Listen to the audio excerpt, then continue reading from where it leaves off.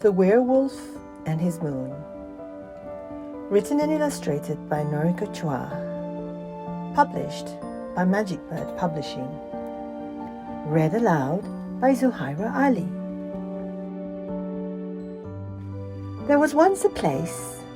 It was not so big a place like a city, where no one even knows their neighbors. Nor was it so small like a village, where everyone knows everyone else's business.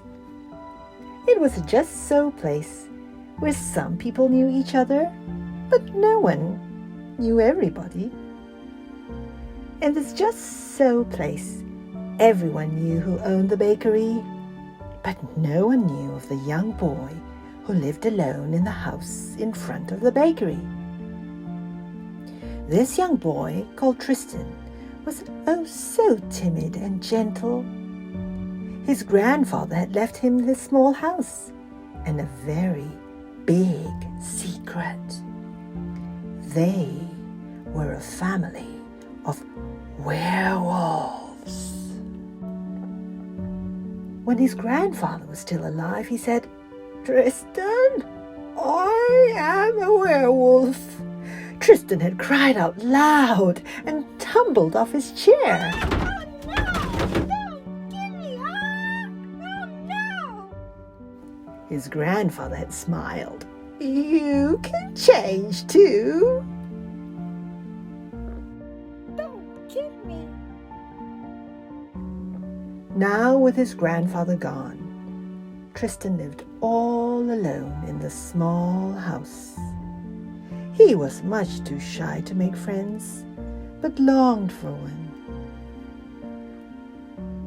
One night, in this just-so town, just like that, the moon disappeared from the sky.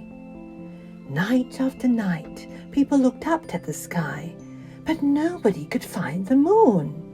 People were scared. There was no moonlight to guide them.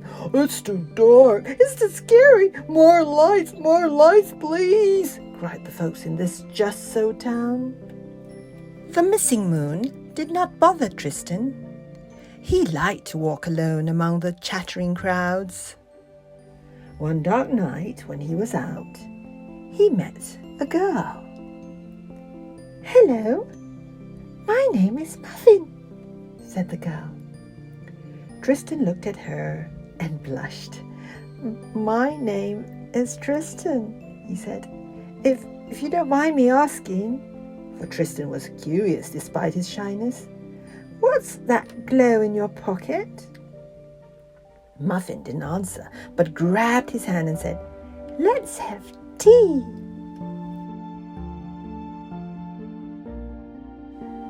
The cafe was popular with local folk because the owner had lit it up until it shone brighter than the moon ever did. Tristan could not contain his curiosity and asked again, "What's that glow in your pocket? It shines like the missing moon." Muffin smiled, but didn't answer. Tristan began to talk and talk.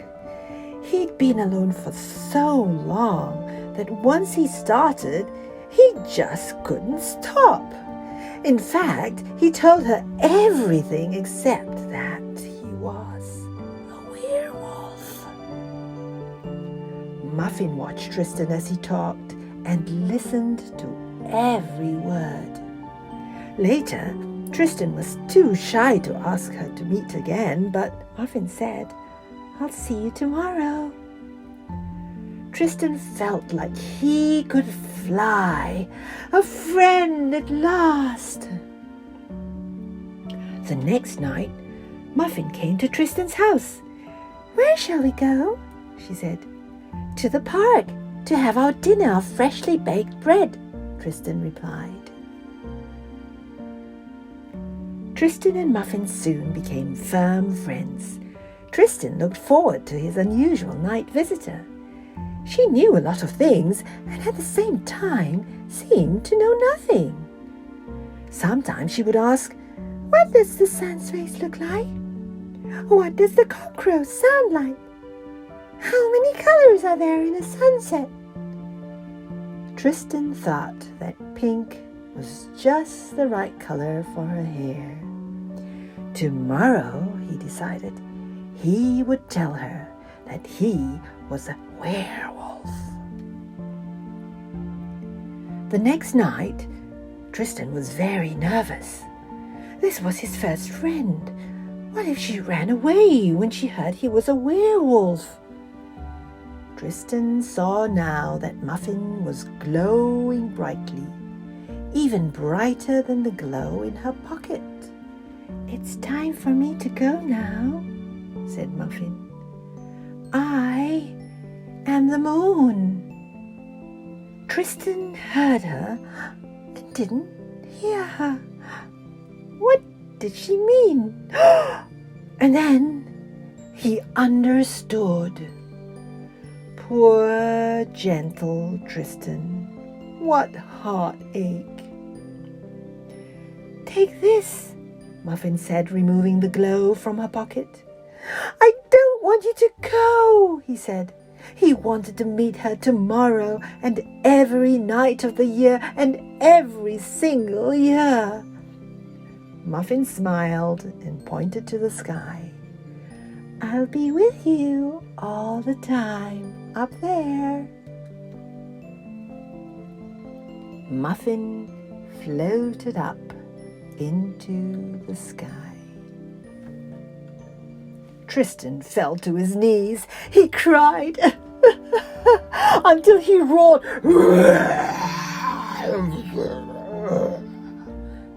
As Muffin slowly changed back to the moon, Tristan changed into a howling, raging wolf.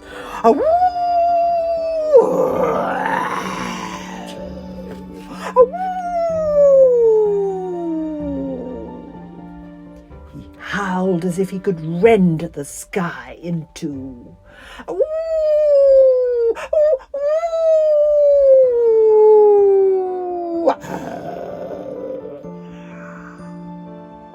The townsfolk cheered as the moon returned. Every month, as the moonlight falls gently on Tristan, his howls can be heard far away. That was when wolffolk too began to howl at each full moon. Only they know the secret of Tristan and his moon and where the missing piece of the moon is.